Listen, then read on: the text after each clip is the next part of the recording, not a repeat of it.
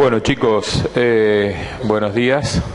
A mí me resultaría más cómodo no hablar por micrófono porque tengo volumen natural, pero como se graban tengo que hablar por acá, así que van a tener que bancarse el vozarrón. Yo he preparado las clases de somatotrofina y hormonas tiroideas.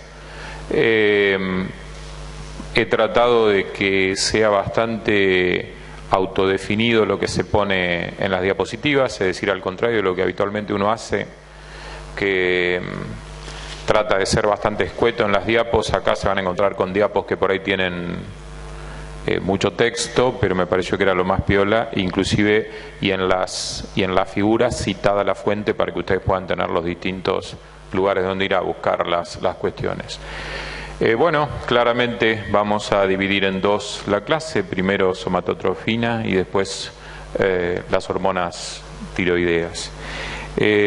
Saben que la somatotropina o somatotrofina, van a encontrar el término de los dos modos, es lo que se conoce como hormona del crecimiento. En general hemos heredado la nomenclatura del inglés, entonces la podemos encontrar como STH o como GH, es decir, Somatotrophin Hormone o Growth Hormone. Y para empezar vamos a ver qué es lo que se entiende por crecimiento. Es el aumento del tamaño de un tejido, del organismo en general, y se puede dar por el aumento del tamaño celular, lo que se conoce genéricamente como hipertrofia. Se puede dar por aumento del número de células, hiperplasia, o por aumento de la matriz alrededor de las células. Son las diferentes formas de crecimiento. Nosotros hoy vamos a tratar la somatotrofina, pero en sentido estricto hay varias hormonas que influyen sobre el crecimiento de tejidos específicos, como la folículo estimulante sobre el ovario, la ACTH sobre la glándula adrenal, los estrógenos sobre la glándula mamaria y sobre el útero, y la TSH sobre la tiroides, así como la testosterona sobre la próstata en el hombre. La hormona del crecimiento, como bien dije, somatotrofina o somatotropina o STH o GH, nosotros vamos a utilizar el término GH de aquí en más, es la hormona reguladora del crecimiento más importante del organismo. Aumenta el crecimiento óseo, aumenta el crecimiento muscular, aumenta la toma de aminoácidos y la síntesis proteica, incrementa el uso de lípidos con fines energéticos y disminuye la reserva de glucógeno. Es una de las 6 hormonas que produce la adenohipófisis o la parte anterior de la hipófisis.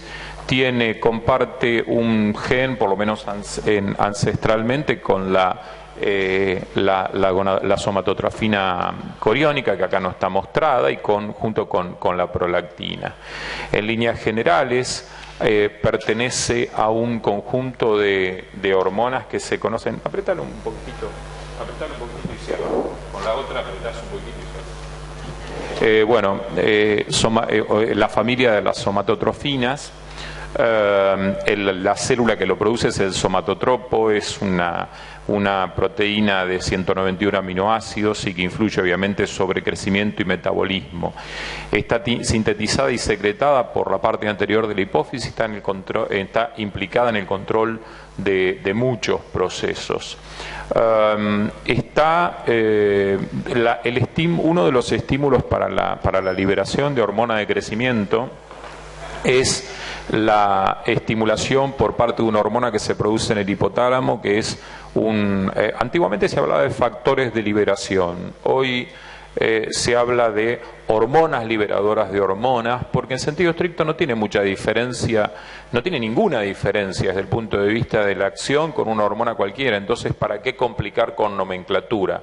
Se entiende, antes se llamaba factor liberador de la hormona de crecimiento, ahora medio hay un acuerdo de hablar de hormona liberadora de hormona de crecimiento, ¿no es cierto? Es hipotalámica, esta es un poquitito más chica, se produce en el núcleo arcuato y obviamente estimula la secreción del AGH.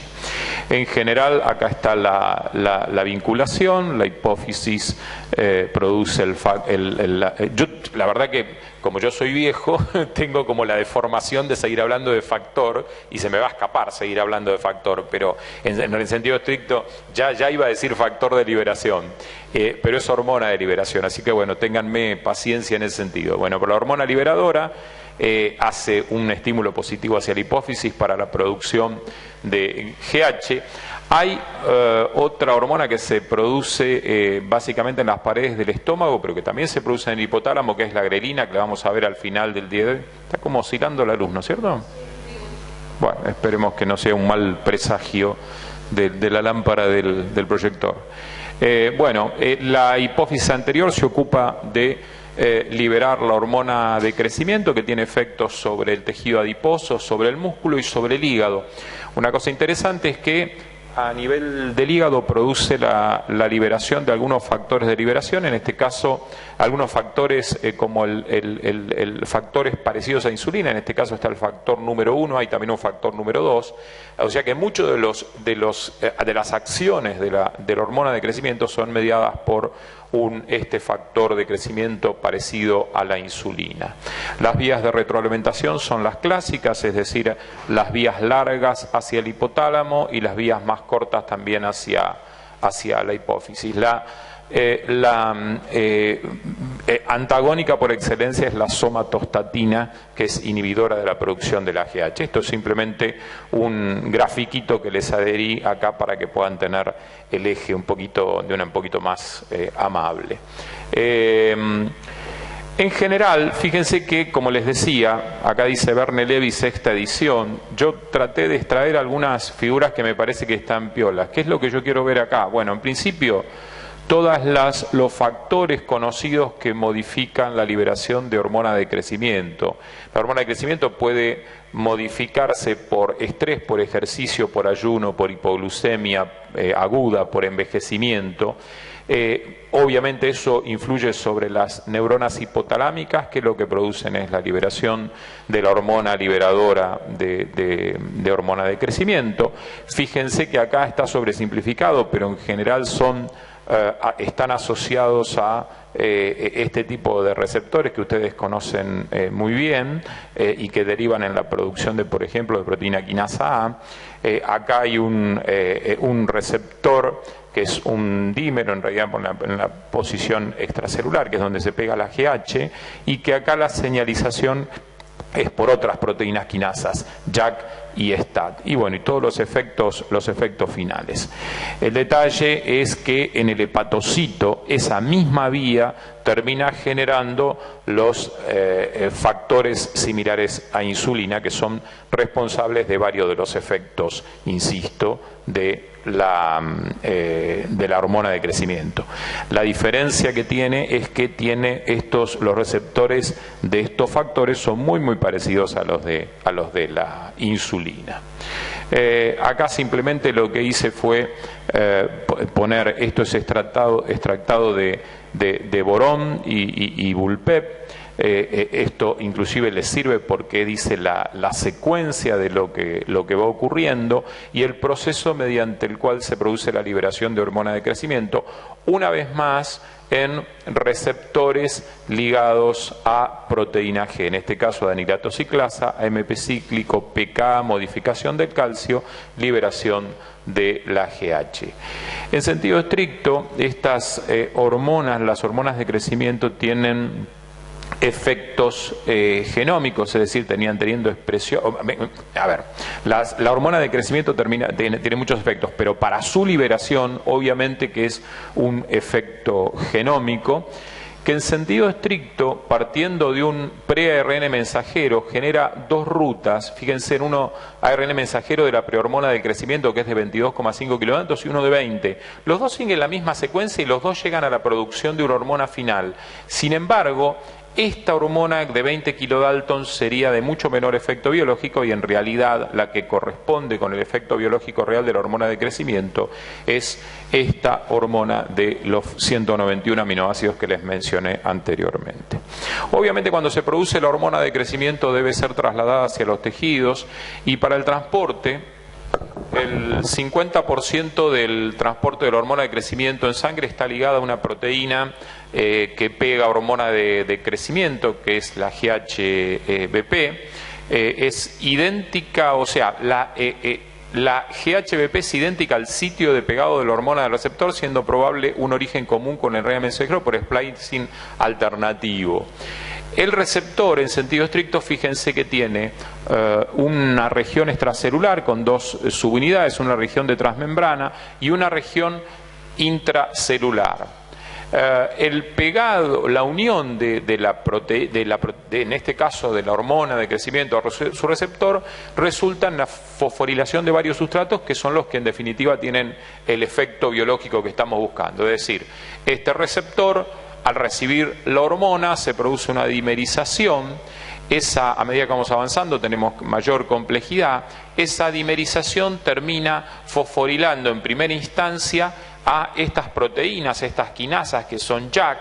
Los nombres estos no vienen muy al caso de dónde derivan, pero son tantas las quinasas que esta, por ejemplo, en inglés se llama just another kinase, es decir, apenas una quinasa más. Es decir, no hay, por eso les digo que tampoco se enloquezcan, pero sí, por ahí es fácil de acordarse, JAK. Esa JAK, cuando la recluta el receptor, termina convocando a la STAT, una segunda proteína que luego de fosforilada es la que puede ingresar al núcleo y generar todos los efectos genómicos que ya conocemos. En este caso, bueno, entre todas las variantes tenemos la formación de las somatomedinas, que son las responsables, como dijimos, de muchos de los efectos de esta hormona. En líneas generales es lipolítica y glucogenolítica. En cuanto a los efectos funcionales, aumenta el tamaño de células y estimula la mitosis, identifica el transporte de aminoácidos a través de la membrana, favoreciendo síntesis de los RNA mensajeros, induce la liberación de ácidos grasos del tejido adiposo, aumentando la concentración en líquidos corporales. En líneas generales, en el tejido adiposo disminuye la captación de glucosa y aumenta la lipólisis, por lo tanto se opone a el engorde, por decirle de manera más vulgar, es decir, se opone a la obesidad.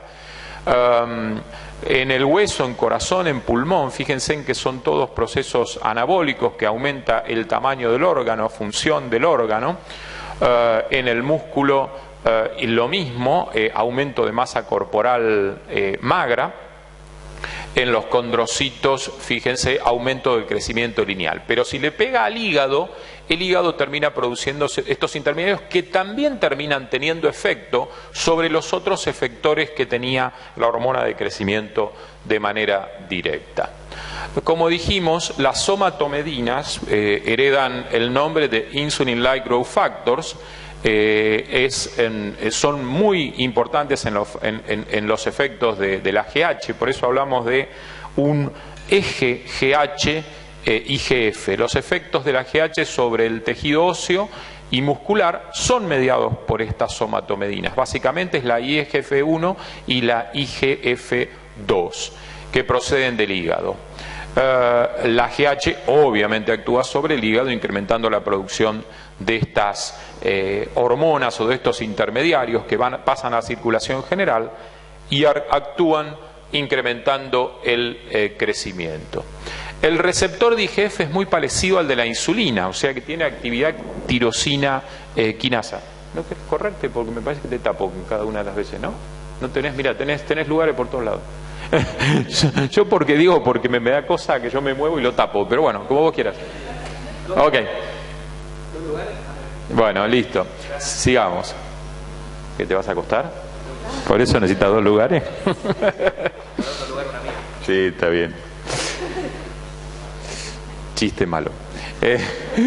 Bueno, tenemos el dominio extracelular en la membrana plasmática, el dominio tirosina quinasa, con la fosforilación de sustratos, crecimiento y diferenciación. Esto van a ver que es muy similar al de insulina. Algunas cosas interesantes porque estos factores también tienen influencia sobre el crecimiento fetal, porque las observaciones experimentales en animales que carecen de IGF-2 tienen un desarrollo fetal retardado y bajo peso al nacer. Sin embargo, después del nacimiento crecen a velocidad normal. Esto sugeriría que esta somatomedina es importante para el crecimiento fetal, no estando clara su función posnacimiento. Cuando el animal carece de IGF-1, también muestra desarrollo fetal retardado y bajo peso al nacer, pero continúa observándose posnacimiento. Esto sugiere que la IGF-1 es importante para el crecimiento antes y después del nacimiento. Ahora, fíjense, si es knockout de la hormona de crecimiento, el crecimiento fetal es normal y el peso es normal al nacer. Sin embargo, el crecimiento se ve severamente afectado post-nacimiento. Se puede concluir que ni IGF-1 ni IGF-2 están afectados por GH durante la vida fetal. ¿Cierto? ¿Me siguieron con eso? Sí. Bueno, como resumencito de algunos de los efectos de la somatotropina, fíjense, efectos positivos sobre captación de aminoácidos en músculos, síntesis proteica, síntesis de DNA y RNA, efecto negativo sobre el transporte y metabolismo de la glucosa, gluconeogénesis, lipólisis, a través de la IGF-1, balance positivo para varios iones, calcio, magnesio, fosfato, fíjense todos en formación de hueso y para distintas funciones, retención de sodio, potasio, cloruro, incorporación de sulfato al cartílago y secreción de insulina, o sea que favorece el depósito además de su degradación. Tiene efectos diabetogénicos, ¿no es cierto? Es decir, en el músculo disminuye la captación de glucosa, en la grasa aumenta la lipólisis, en el hígado aumenta la gluconeogénesis y en el músculo, grasa e hígado, tiene resistencia a la insulina. Van a encontrar varias cosas que son como contradictorias, es decir, estimula tal cosa, pero estimula la otra que pareciera ser antagónica. Esto es un clásico de fisiología, es decir, en fisiología, la fisiología está plagada de grises. Es decir, el gris se compone entre un yin y un yang, y cuánto pesa uno y cuánto pesa el otro. En general, lo que menos aparece en fisiología es un blanco y un negro, ¿no es cierto? Esto estimula tal cosa. Muchas veces los efectos finales son del balance de dos cosas contrapuestas. En cuanto al patrón de secreción, la hormona de crecimiento es un ejemplo claro de patrón circadiano de crecimiento. ¿Nunca les dijeron alguna abuela o cosa por el estilo que crecen cuando están durmiendo? Bueno, la hormona de crecimiento tiene un patrón circadiano de crecimiento, de eliminación. Fíjense que aproximadamente a la medianoche es el pico. En realidad traje varias diapositivas distintas. Fíjense, esta es una que lleva esto está sacado del Boron y es un registro cada 5 minutos de cómo es la concentración de hormona de crecimiento, y fíjense que en la primera parte de la madrugada aparecen los picos. Cuando uno entra a comparar un niño con un varón adulto joven, observa que en realidad el niño tiene muchas más oscilaciones de hormona de crecimiento que lo que tiene el hombre durante el día, el hombre adulto o la persona adulta. Ahora, si uno lo empieza a mirar en función de la vida, uno observa que el brote puberal o la explosión puberal está vinculado con una explosión de hormona de crecimiento, ¿no es cierto?, que se da aproximadamente entre los 12 y los 15 años. Fíjense que en este caso, en realidad, lo que se miden son los niveles plasmáticos de IGF-1, uno de los factores más involucrados. Fíjense que alrededor de los 12 años tiene el pico de IGF con el pico de crecimiento y luego la velocidad de crecimiento va decayendo.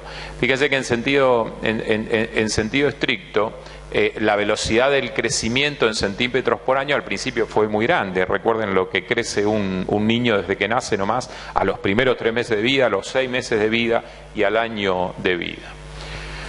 Factores que alteran la secreción de la hormona. Está obviamente bajo el control hipotalámico y de la somatostatina. En general, como ya dijimos anteriormente, esta hormona liberadora de gonadotrofina está vinculada con un receptor que es GS. Ustedes conocen perfectamente lo que es GS, es AMP cíclico, lo cual aumenta la actividad del factor de transcripción PIT1, aumentando la síntesis y liberación de la hormona. La somatostatina, en cambio, está ligada a un GI, por lo tanto disminuye esto y hace los efectos contrarios a el anterior. Es decir, acá tenemos el factor de liberación vinculado a GS, acá tenemos la somatostatina vinculado a GI. Como ya dijimos, la liberación de GH es estimulada durante el sueño, pero esto por ahí ustedes todavía no lo conocen, pero durante el sueño no REM e inhibida REM. REM viene de Rapid Eye Movements, que es movimientos oculares rápidos, ¿no es cierto? Es decir, cuando dormimos tenemos dos etapas, de movimientos rápidos de los ojos y de desaparición de esos movimientos rápidos, que hay una vinculación con sueño paradójico y no paradójico, porque el sueño profundo, a pesar de lo cual el registro electroencefalográfico se parece mucho al de estado de vigilia, el estado de estar despierto. Pero bueno, eso lo vamos a ver más adelante.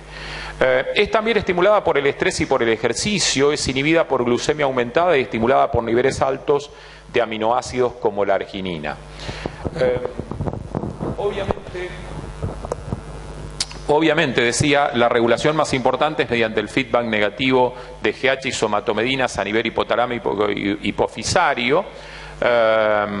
Esto son otros factores que están vinculados con la secreción, es decir, regulación de la secreción de hormonas de crecimiento en el ser humano, efecto de distintos mediadores, neurotransmisores, hormonas, situaciones fisiológicas.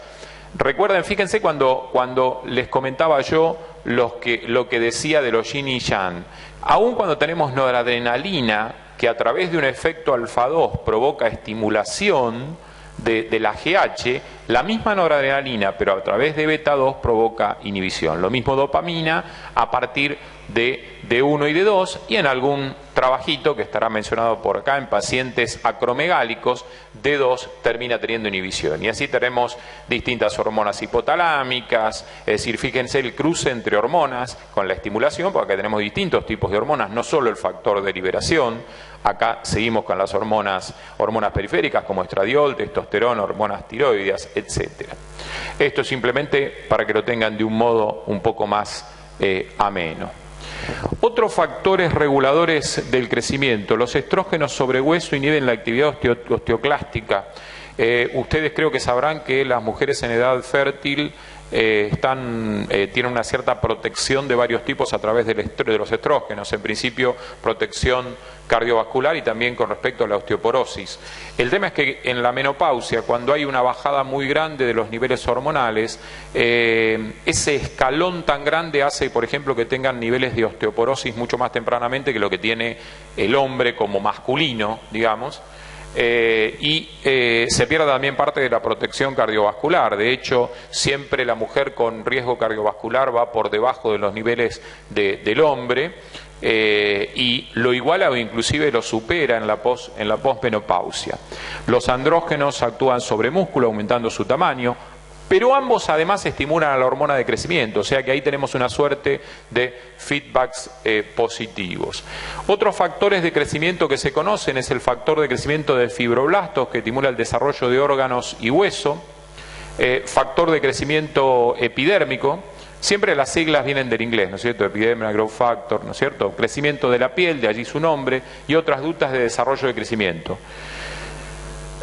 Que aparezcan, digamos, que tenga este nombre no significa que solo influya en el crecimiento de la piel. Es decir, hoy en día, por ejemplo, el factor de crecimiento epidérmico está vinculado con el desarrollo de hipertrofia cardíaca, por ejemplo. Es decir, reciben el nombre del lugar donde se descubrió, pero después se sabe que tienen otros efectos en otros lugares. El factor de crecimiento nervioso, efecto protector de neuronas e inervación en general. Algunos ejemplos de otros factores que también aumentan la secreción de GH, bueno, como dijimos, el estrés. Esto es muy viejo. Fíjense que es del año 1967 y fíjense que los experimentos están hechos en monos. Hoy en día eso está muy reñido con todas los movimientos para protección de animales, por lo menos lo que es la experimentación en primates, pero bueno, esto está publicado, por eso lo traje, es decir, son monos sometidos a experimentación, antes distintos niveles de estreses, niveles de estrés, ¿no es cierto? Estrés es como que no tiene. Sí, ahí escuché, no se va a hacer cargo, pero dijo, estrés, se dijo una como diciendo, ¿qué está hablando? Y tiene razón. Ante distintos niveles de estrés, ayer yo escuchaba a un lingüista y a veces la vorágine de estar hablando, es decir, la velocidad de estar hablando, te obliga a decir cosas erradas, pero que te das cuenta que están erradas en el momento. Voy a ponerlo bien burdo, pero es si yo lo hubiera hecho, si yo lo hubiera sido, ¿se entiende? Asido es como muy difícil, pero a veces en la vorágine, más con los participios, uno aparece. Todo para justificar que metí la pata. ¿Se dan cuenta? Es terrible esto. Terrible. Bueno, dolor, hemorragia, histamina, epinefrina, es decir, todas situaciones. Y acá, más allá de todos los factores que andan dando vuelta, una cosa interesante es que la presencia de GH en el organismo tiene efectos tróficos, neurogénicos y sinaptogénicos que en general provocan sensación de bienestar. Creo que esta es una de las últimas para esta parte y simplemente esto es de Verne Levy, me pareció que era interesante porque hay una regulación complementaria entre la hormona de crecimiento y la insulina ante varias condiciones. Fíjense, la ingesta de proteínas provoca aumento de GH, aumento de insulina, aumento de las somatomedinas.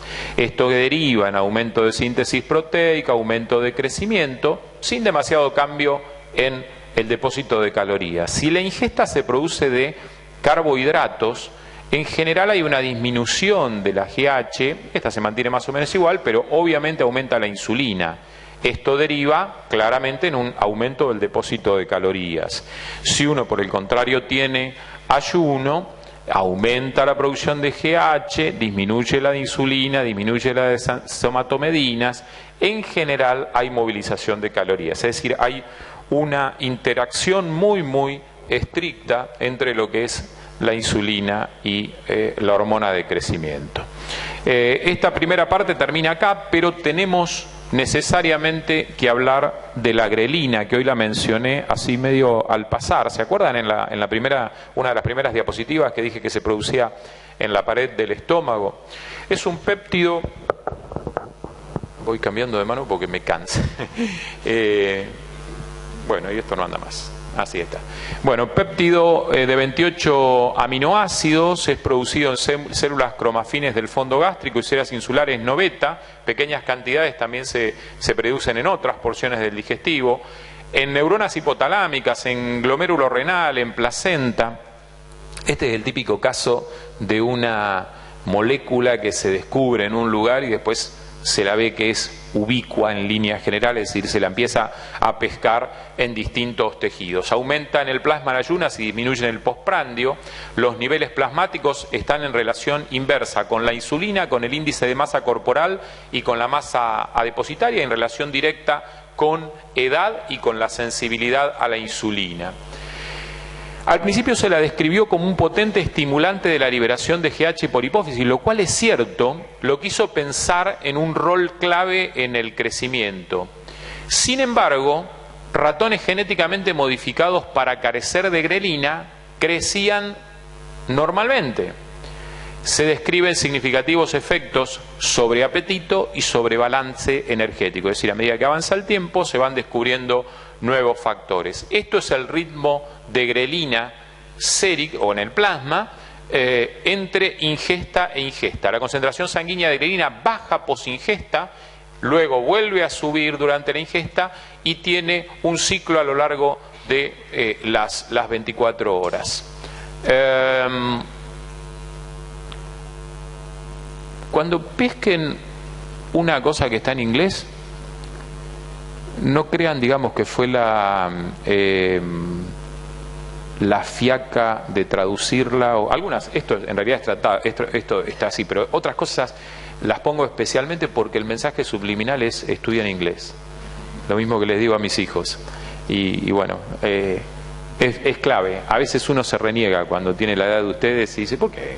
Y la verdad que la vida, la comunidad en general científica parece como injusta porque los angloparlantes son una pequeña cantidad en contra de los hispanoparlantes, que somos muchos, y ni que hablar de los chinos. Si los chinos se pusieran firmes y dijeran hay que hablar chino mandarín, tendrían razón, porque son la mayoría. Sin embargo, el idioma internacional es el inglés y abre muchas puertas. Así que fíjense que en la última parte de tiroides también, varias de las cosas que les pongo están en inglés y las dejo a propósito para un poco el mensaje subliminal de que tienen que preocuparse por aprender inglés. Fíjense que no es casual que hayan pensado que la grelina era clave para la estimulación del factor de crecimiento, porque fíjense lo que es la concentración de hormona de crecimiento en relación a distintas concentraciones de la hormona liberadora de la hormona de crecimiento. Ahora, fíjense que está en la misma escala, pero fíjense qué pasa cuando se le pone grelina.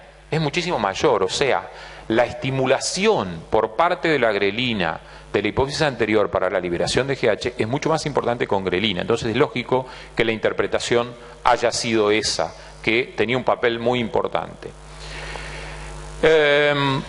Ya vamos a ver que no todo lo que reluce es oro, es decir, aparecen otras acciones que no son menos importantes de la grelina, y también aparece el descubrimiento de que se produce en otros lugares y tiene acciones directas a nivel del sistema nervioso central. El receptor es un típico receptor ligado a proteína G, aquellos famosos, como ya estuvimos viendo hace un ratito, de 7 dominios de transmembrana. La señalización es la señalización típica que deriva en la formación de IP3. ¿Recuerdan? Por acá está la fosfolipasa, por acá la fosfolipasa C, acá está el G-alfa-Q, el inositol trifosfato y la liberación de calcio desde depósitos intracelulares. Si la queremos hacer más compleja, observaremos que en realidad la liberación de ese calcio termina teniendo asociación con otras proteínas como la calcio calmodulina y también la quinasa AMPK, y bueno, y que tienen en sentido estricto diversos targets, pero fíjense, uno de los fenómenos finales más importantes de toda esa cadena es la presencia de señales orexigénicas. Ustedes seguramente lo que más conocen es la anorexia, ¿no es cierto? Que es la falta de apetito en general. Los orexigénicos son los estimuladores del apetito. Y en sentido estricto, las neuronas hipotalámicas que producen grelina son adyacentes a núcleo arcuato, estando íntimamente relacionadas con la regulación del apetito. Todo esto que nosotros vemos acá, neuropéptido I, la proteína R-agouti, diversas neuronas, esto es prombiomelanocortina, todo esto está en íntimamente relación con el sitio de producción de grelina, lo cual deriva en la regulación del apetito. En sentido estricto, la grelina aumenta la actividad de neuronas productoras de neurotransmisores como las que ya les dije, la proteína R-agouti, el neuropéptido I y GABA. A su vez, GABA inhibe neuronas de prombiomelanocortina, cuya resultante final es un predominio de estimulación de neuronas orexigénicas. O sea que la grelina es un potente estimulante del apetito. Fíjense que la acetil-CoA-carboxilasa, otro de los efectos, es decir, a medida que se fue estudiando se van apareciendo más efectos. La acetil-CoA-carboxilasa es otro blanco de la AMP quinasa activada por grelina en situaciones de alta glucosa, elevada producción de malonil-CoA estimulada por esta acetil-CoA-carboxilasa, lleva a la inhibición de la beta-oxidación. Es decir, tenemos efectos que van más allá de la producción de GH. Acá la tenemos, la grelina, con efecto positivo sobre la hipófisis anterior, y debiéramos ubicarla también también por acá arriba, cerca de las neuronas orexigénicas. Con esto cerramos somatotrofina u hormona de crecimiento en general. ¿Seguimos o paramos? Yo por mí seguimos. ¿Sí? ¿Seguimos? En todo caso, terminamos un cachito antes. Bueno, la segunda parte de la charla de hoy está vinculada con las hormonas tiroideas. Pavada, ¿no es cierto? Las hormonas tiroideas son como un paraguas protector de todo el resto de las funciones del organismo. Está bajo el control de, es una hormona, la glándula tiroides está bajo el control de una hormona, una de las hormonas adenohipofisarias. Simplemente esto para que recuerden, esta mariposita que aparece acá en la parte inferior del cuello, por debajo de la tráquea, se compone básicamente de lóbulos. Cada una de estas mitades son los lóbulos unidas por un istmo. A veces, en algunas ocasiones, puede haber un lóbulo piramidal asociado al istmo. El tejido está compuesto por folículos, en general son pequeños sacos de paredes delgadas que son las células productoras de hormonas tiroideas. Simplemente porque aparecen en el dibujo, están las glándulas paratiroides que están en la regulación, en la parte de atrás, básicamente en número de 4. Puede haber glándulas supernumerarias, pero que están vinculadas con la regulación de la calcemia, que vamos a ver seguramente en un seminario próximo. Esto es simplemente para que vean la estructura de la glándula con el folículo, con el coloide, con las células productoras de las hormonas, la íntima relación tanto con los capilares sanguíneos como con las células parafoliculares, en este caso también las células parafoliculares o células C, al igual que las paratiroides, están vinculadas con la regulación de la calcemia, producen calcitonina. Las dos hormonas tiroideas que regulan el metabolismo corporal son la tiroxina, que es la que se conoce genéricamente como T4, y la triiodotironina como T3. La función, obviamente, de la glándula tiroides es producir y almacenar grandes cantidades de estas hormonas. Utiliza yodo, que combina con el aminoácido tirosina para producirlas. En general se incorporan a moléculas de tiroglobulina y se almacenan en los folículos, y su liberación dependerá, o su liberación al torrente sanguíneo dependerá de las necesidades del organismo y del metabolismo basal.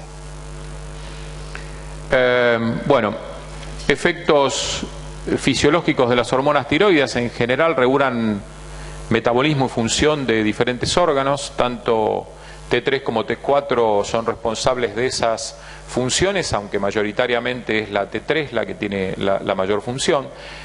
Cada una de las células del organismo depende de la acción de las hormonas tiroideas.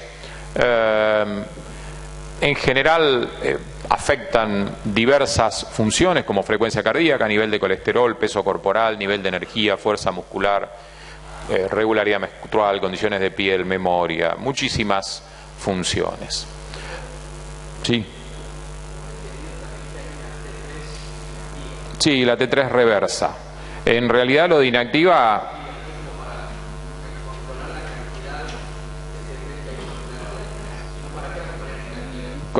Bueno, a ver, si haces ciencia, el para está como... Es decir, eso es como un determinismo, es decir... hay muchas cosas que por ahí no tienen demasiada explicación, o sea, no hay que encontrarle el objeto, aunque pareciera en este caso como que es un ciclo que no lleva a nada, pero que existe la reversa y depende de una desyodación en una de las posiciones. Función biológica, tengo alguna cosa por ahí, pero no sé mucho, pero tampoco puedo explicarte el para.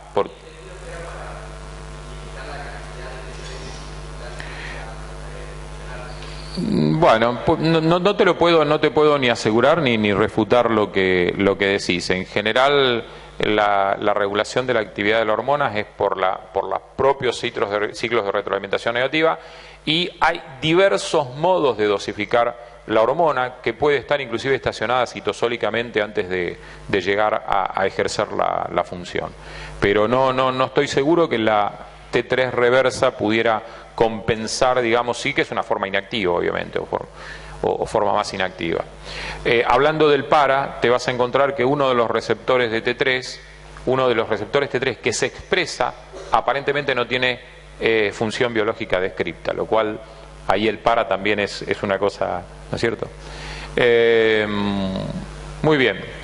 T3 y T4 son producidas en un círculo de retroalimentación negativa hipotálamo, hipófisis, glándula tiroides.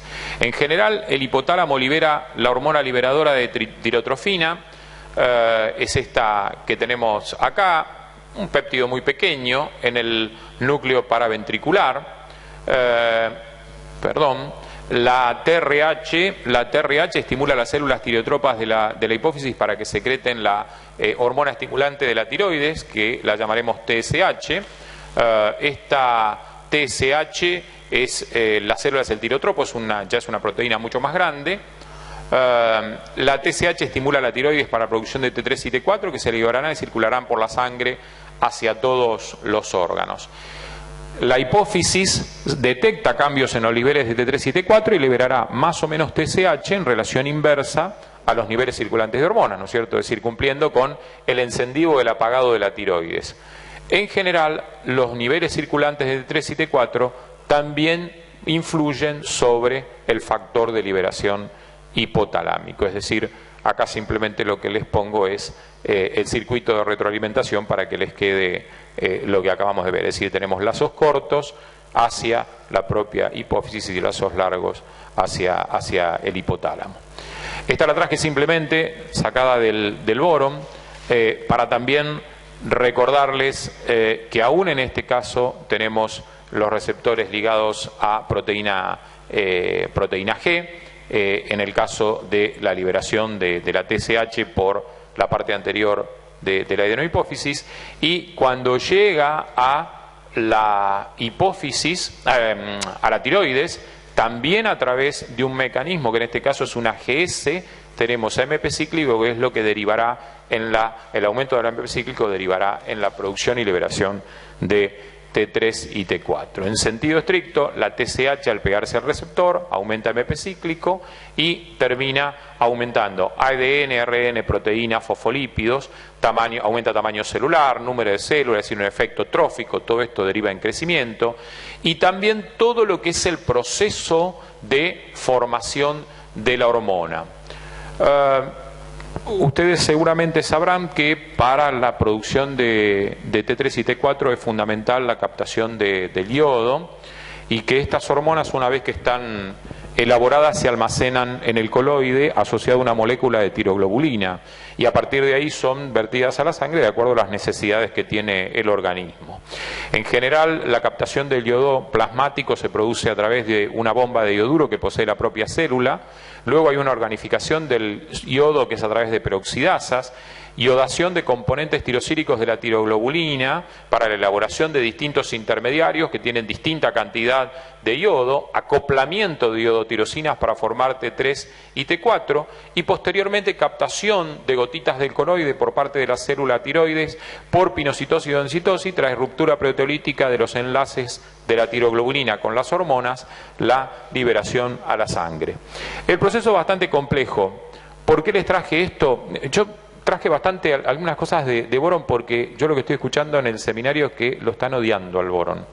En general, capaz que no son justo ustedes, pero yo he tenido muchos casos que empiezan, y yo creo que arraiga, por ejemplo, cuando uno se pone a mirar y hay cosas tan complejas, pero hay otras que están bárbaras. Es un libro que es muy nuevito y es tan bárbaro. Sí, yo creo que en este tema en particular hay que leer de Boron, hay que leer de Constanzo, y a mí un libro que me encanta es Verne Levy. Es decir, me da la impresión que en el caso del Boron algunos temas específicos que fundamentalmente porque este hombre es especialista, están un poco como densos, que hubo partes de renal que realmente a uno le tiraba un poco para atrás. Imagínate a ustedes que todavía tienen un background inferior en ese sentido con respecto al tema. Pero otros temas que están bárbaros, sí es un libro que es muy nuevito, tiene unos gráficos bárbaros. Y fíjense que acá tenemos toda la secuencia, desde la captación por la bomba de yodo, la organificación.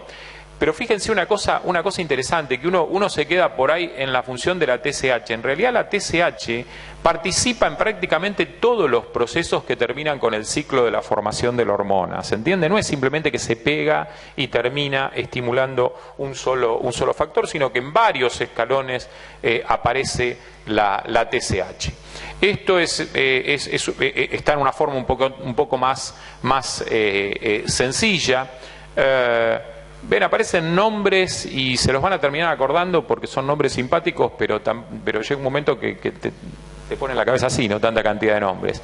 Y esto, fíjense, que es de Verne Levy, y a mí es uno de los que más me gustó porque me parece que está muy bien explicadito. Fíjense que la parte de la síntesis está vinculada con las flechas rojas, todo lo que es el ingreso por el transportador, lo que es la combinación para formar las diferentes variantes de acuerdo a la cantidad de yodo, la salida con la pendrina, la combinación con la tiroglobulina.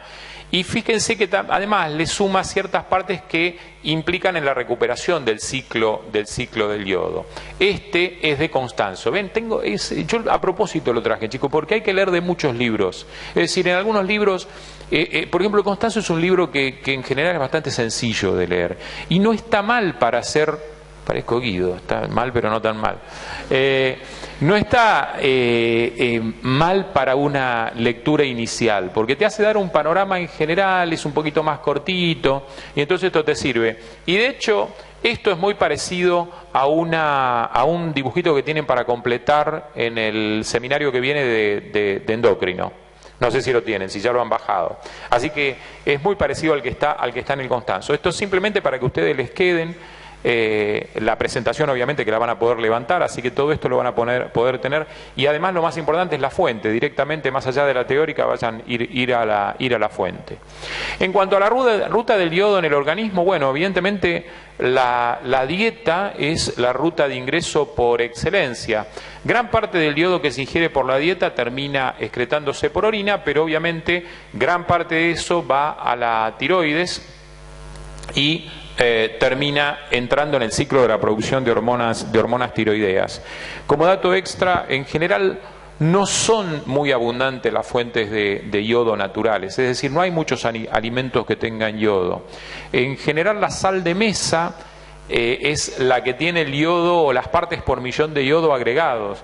Eso después empezó en contradicción con el tema de la disminución del agregado de sal de mesa, ¿no es cierto?, por todos los problemas de hipertensión y todo eso. Pero en general la sal que se sigue usando cotidianamente es una de las rutas de incorporación de yodo. Este grafiquito también es de Verne Levy, que vale la pena aclarar que tiene una cosa que le faltaría, que hay aparentemente por el proceso de degradación de las hormonas, hay también una vía de recuperación de yodo endógeno. De hecho, hay experimentos que aún en dietas absolutamente libres, experimentales, ¿no es cierto?, en dietas libres de yodo, hay producción de hormonas tiroideas que en realidad sería parte del ciclaje del yodo natural de esas hormonas. Fíjense que en general la forma en que aparece mayoritariamente es la T4, aproximadamente 80%, la T3 en un 20% y un porcentaje muy chiquitito de la T3 inversa que habías mencionado vos anteriormente. A pesar de eso, en general la forma más activa es la T3, ya vamos a ver en sentido estricto por qué. En cuanto al transporte y la distribución celular, obviamente que te transportan asociadas a proteínas, como albúmina, como la tiroxina, una globulina que pega a tiroxina, esta que es difícil de mencionar, que la transtiretina, que también conocida como prealbúmina o TBPA. En general la T4 se une a la TBG, es decir, a la Thyroxine Binding Globulin en un 70%, a la albúmina en un 20% y a la TTR en aproximadamente un 10%. Vieron que esta me doy el lujo de decirla en inglés, pero esta no la repito ni a palos, ¿no? Eso también nadie me lo marcó, ¿eh? Bueno, eso por lo difícil que es decirla. Pero nadie me lo marcó. ¿Vos fuiste la que me dijo lo de los estreses? ¿Quién fue la de los estreses? Mirá, nadie se hace cargo, ¿eh? Es una cosa de locos esto. Bueno, la T3 se une principalmente a TBG, 80%, y el resto a albúmina y TTR. Es importante recordar que albúmina, TBG y TTR se producen en el hígado. Oscilaciones obviamente en la síntesis por diversas causas modifican también la presencia de hormonas tiroideas, o sea que algunas afecciones hepáticas obviamente que terminan en la producción de proteínas, entre todo el lío que provoca, que algunas de esas cosas ya la hemos visto en el seminario anterior de hígado, también provoca la distribución o altera la distribución de este tipo de hormonas. La TTR también se origina en los plexos coroideos y se la ha implicado en el mecanismo de entrada de T4 al sistema nervioso central. La producción de TBG está bajo el control de estrógenos, además, por lo que hay aumentos de TBG y de las concentraciones de T3 y T4 en mujeres que reciben anticonceptivos orales y durante el embarazo. Se cree que las proteínas transportadoras, además de constituir, digamos, un pool de reserva de la hormona, asegurarían una distribución uniforme de este tipo de moléculas que son hidrofóbicas, ¿no es cierto?, por todo el sistema circulatorio y en todas las células del organismo. En cuanto al mecanismo de acción, bueno, acá tenemos un primer lío y es el hecho de cómo las hormonas tiroideas entran a la célula. Recuerden que cuando uno tiene efectos genómicos es fácil pensarlo desde el punto de vista de las hormonas esteroideas, pero cuando uno tiene una hormona esta que deriva de la tiroxina, que no son esteroideas, obviamente, empieza a tener más complicaciones. Podría ser por difusión pasiva, aunque se han descrito mecanismos de transporte activo, de transporte facilitado, perdón, en algunas líneas celulares de cultivos, neuroblastomas, fibroblastos, células musculares y hepatocitos, lo cual cuando uno después hay que traspasar esto a la vida real, ¿no es cierto? Una vez en el interior celular se unen a receptores nucleares. La secuencia de eventos que incluye es desiodación de T4 a T3 mayoritariamente.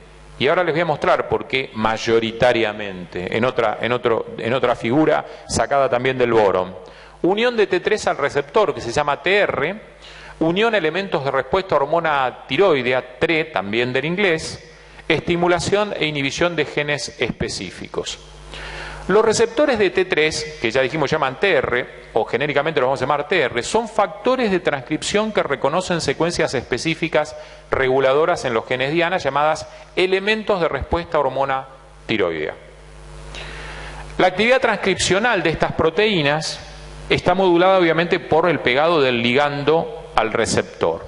En ausencia del ligando hay una fuerte actividad represora, o una actividad represora de la actividad génica, y la unión a la hormona puede producir dos efectos: anular la represión y por tanto generar el inicio de la transcripción, o aumentar directamente la transmisión génica dependiendo de la dosis de la hormona y del gen diana. A veces simplemente sacar la represión es el estímulo suficiente como para que aumente la expresión del gen. En otras veces se potencia el efecto del gen, eso quiero decir.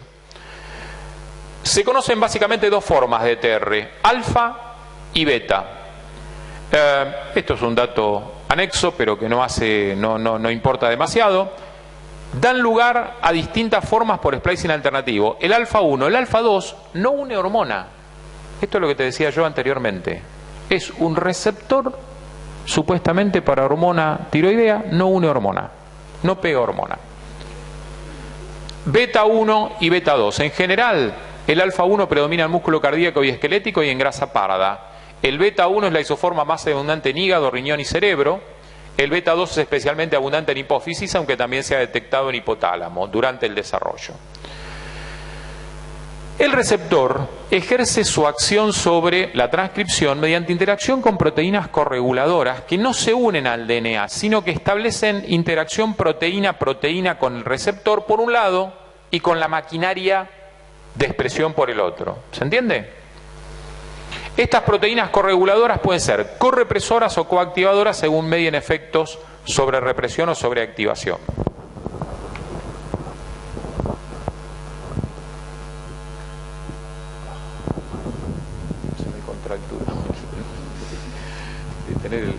Bueno, en ausencia de ligando, el receptor interactúa con proteínas correpresoras que son enzimas con actividad desacetilasa sobre las histonas.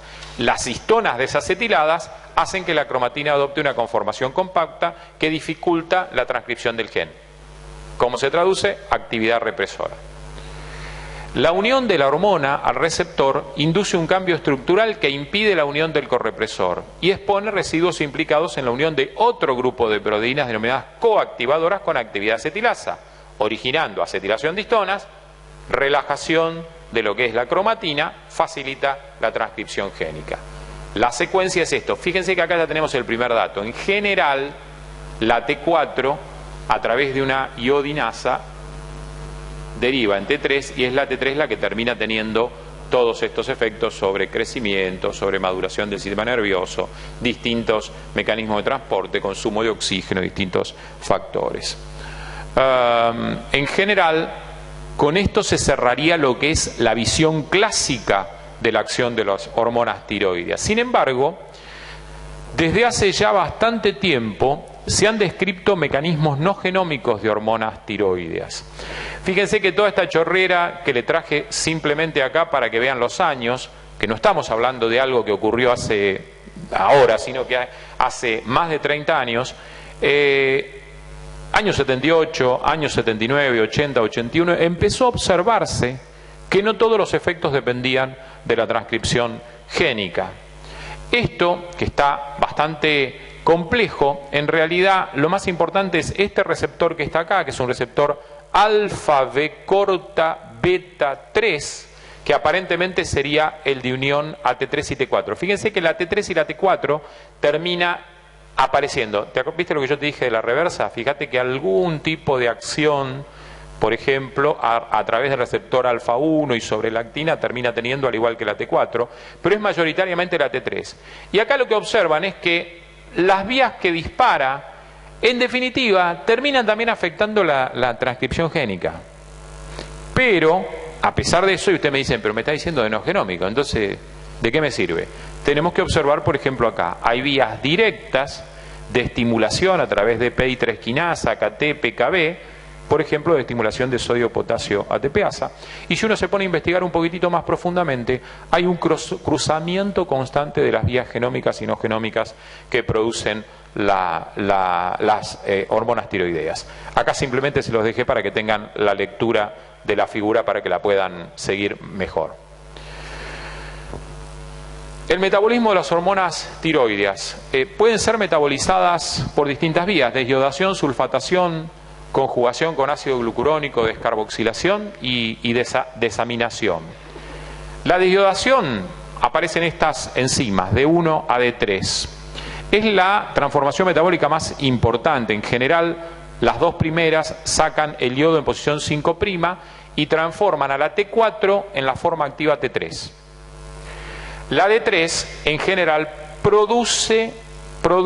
genera productos inactivos por posición en 5, T3 reversa desde T4 o T2 desde T3. ¿Ven? Acá está la reversa, que por ahora hablamos de productos inactivos, o sea, alguna descripción hay. Estas enzimas actúan a su vez sobre los metabolitos generados, produciendo sucesivas desyodaciones hasta la pérdida total de los átomos de yodo. La T4, el 80% se metaboliza por desyodación y un 20% es eliminada con heces conjugada con ácido glucurónico, que es la otra ruta que tenemos acá puesta. Las reacciones de desaminación y descarboxilación originan tetraiodo tiroacético a partir de T4, triodo tiroacético a través de T3. Y este dato es interesantísimo. La sulfatación, mediante sulfatasas, es un fenómeno que es reversible y se ha sugerido que las formas sulfatadas representarían un estado de depósito hormonal fundamentalmente durante el periodo fetal, es decir, la posibilidad de disponer otro pool de hormonas como ahí en el banco de suplente, digamos. Acá se enumeran la mayor parte de los efectos: crecimiento y desarrollo, metabolismo de hidrato de carbono, metabolismo de lípidos, producción de calor y metabolismo basal, peso corporal, requerimientos vitamínicos, aparato cardiovascular, aparato respiratorio, digestivo. Bueno, prácticamente no hay función que escape a la acción de las hormonas tiroideas. Entre los efectos genómicos de las hormonas tiroideas, fíjense que yo acá le circundé el T3, pero también le circundé el T4, porque según Boron, ambas formas son las que podrían entrar a la célula y generar todo la maquinaria que deriva, por ejemplo, en el aumento de la bomba sodio-potasio TPasa, que está vinculada estrechamente con la reincorporación de otras moléculas a distintas células, por el tema de todo lo que es secundario a lo que es el ingreso de sodio a las células, ¿sí? Enzimas gluconeogénicas, enzimas respiratorias, cadena pesada de la miosina, receptores beta-adrenérgicos y muchos otros.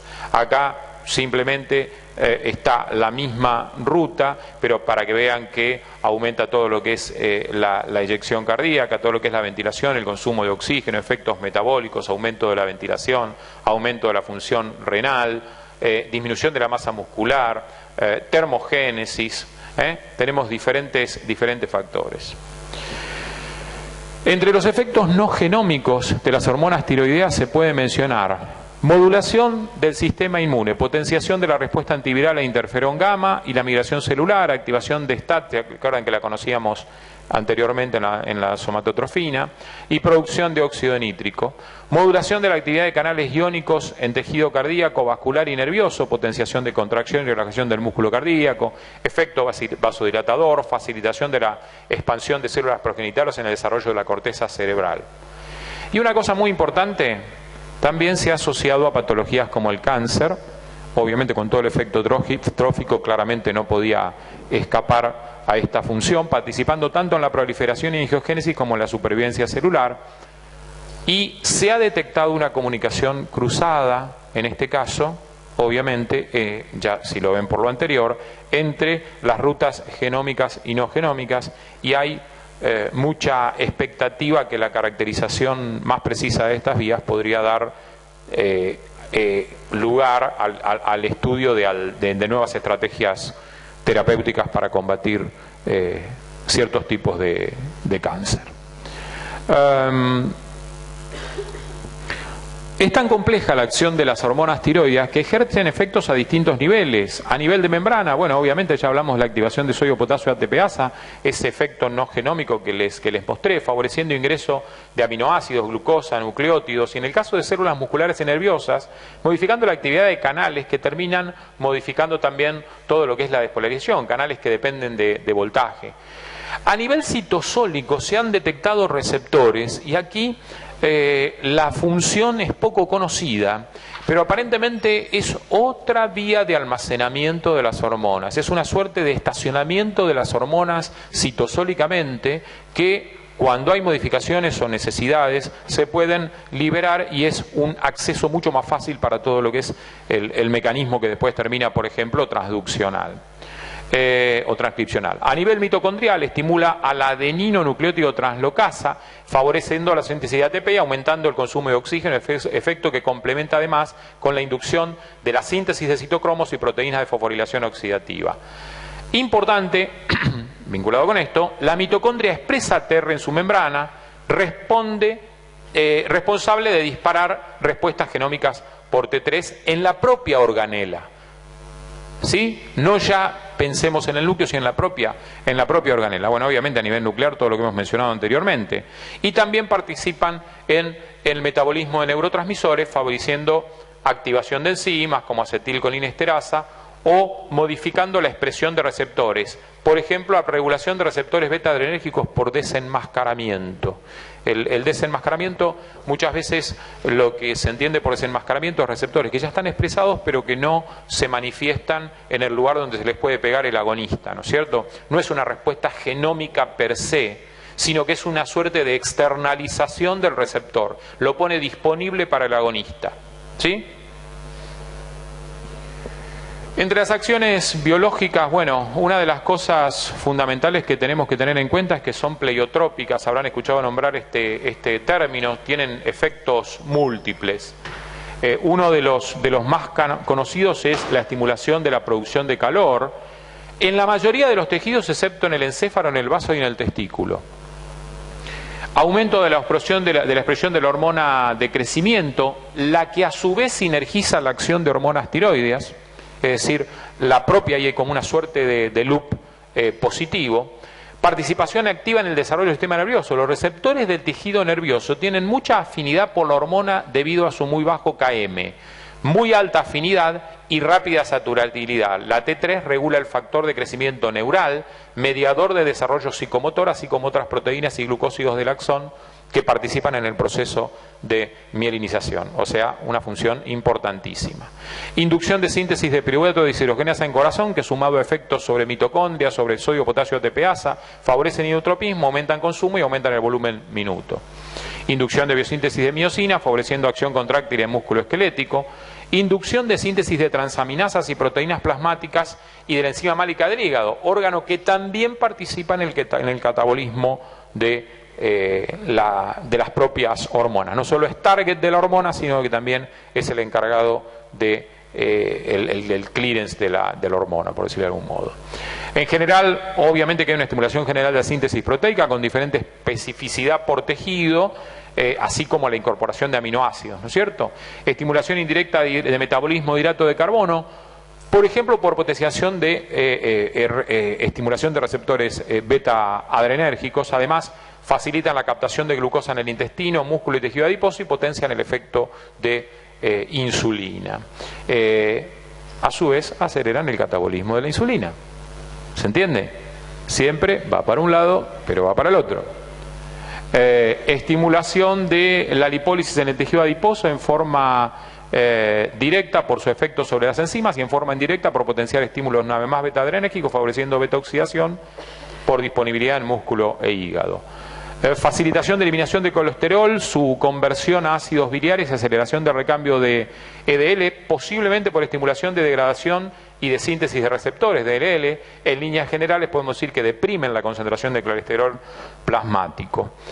Aumento de la demanda de coenzimas y de las vitaminas de las cuales derivan, por ejemplo, la flavina mononucleótido y la adenina dinucleótido, que vienen a partir de riboflavina. Requiere estimulación de la enzima flavoquinasa por hormonas tiroideas. Participación en el metabolismo de vitaminas liposolubles, son necesarias para la formación de la vitamina A a partir de caroteno y la conversión de vitamina A en retineno, pigmento necesario para la adaptación visual a la oscuridad. Y durante el desarrollo embrionario, el eje hipófiso tiroideo del feto funciona casi independientemente de la madre. Las hormonas tiroideas no participan mucho del desarrollo somático, pero condicionan de modo clave la fase final de maduración esquelética, la maduración prenatal tardía del pulmón, y se requieren para el desarrollo normal del encéfalo y la función intelectual antes del nacimiento o poco después de él. Esto hace que el diagnóstico de hipotiroidismo neonatal sea de extrema urgencia. Sin embargo, es muy difícil de detectar por el examen físico, por lo que la única forma es a través de concentración sérica de T4 o de TSH. En conclusión, las hormonas tiroideas influyen sobre multiplicidad de procesos metabólicos porque modifican concentración y actividad de enzimas, metabolismo de sustratos, vitaminas y minerales, secreción y degradación de prácticamente todas otras hormonas y la respuesta de sus tejidos efectores a ellas. Por lo tanto, se podría decir que ningún tejido o sistema orgánico escapa al efecto de las hormonas tiroideas. Yo lo mismo que dije al inicio las hormonas tiroideas son como una suerte de paraguas protector sobre la función que está por encima, por encima de las otras hormonas, es decir, es como que es regulador de todos los otros procesos. Les había dicho que hacia el final le había puesto algunos extras que me interesaba que vean, algunos en inglés. Los efectos, algunos son reiterativos con respecto a lo que hemos visto, pero acá me interesa por ahí algunas partes que están vinculadas con los desórdenes que pueden aparecer en la función de la glándula tiroides. En general, el agrandamiento de la tiroides puede ser difuso o nodular. Desde el punto de vista de la función, podemos tener una hiperactividad de la glándula o una hipoactividad. La descripción en general, para que practiquen un poquitito y vayan a traducir y se obliguen, pero más acá adelante tienen en español efecto hormonas tiroides sobre el crecimiento y el desarrollo. Fíjense que esto lo tienen en Boron, así que pueden ir a leer la cuestión. El hipotiroidismo, cómo afecta a los adultos, cómo las hormonas tiroideas afectan el metabolismo, es decir, cómo uno espera que esté la tasa metabólica con respecto a la producción de hormona tiroidea, que es lo que se considera una condición de hipotiroidismo, una condición de hipertiroidismo. Algunas características desde el punto de vista funcional de lo que debiéramos encontrar en niveles bajos de hormonas tiroideas con el hipotiroidismo, como tasa metabólica disminuida, disminución de gluconeogénesis y de glucogenólisis, disminución de síntesis en el metabolismo de la proteína, disminución de la proteólisis, es decir, infinidad de efectos, y todo lo contrario con el hipertiroidismo. ¿Y cómo se presentaría esa condición? ¿No es cierto? En general, el hipertiroideo tiene un aumento del metabolismo basal. No voy a leer ambas porque obviamente van en sentido contrario, no tiene mucho sentido. Pérdida de peso, equilibrio negativo del nitrógeno, aumento de producción de calor, sudoración, aumento de gasto cardíaco, disnea, temblor, exoftalmia, es cuando se salen los globos oculares hacia afuera, bocio, que es el crecimiento en general de la glándula. Acá hay algunas causas. Estas son las concentraciones de TSH, siempre están reducidas, bueno, para que tengan en los datos, y algunas pruebas complementarias para el estudio de la patología tiroidea en general, determinaciones analíticas, concentraciones séricas de T4 y T3, concentraciones séricas de TSH y anticuerpos antitiroideos, además de lo que son los estudios morfológicos funcionales. Creo que con esto terminamos. Ahí estamos. Bueno, muchas gracias, chicos, por la atención.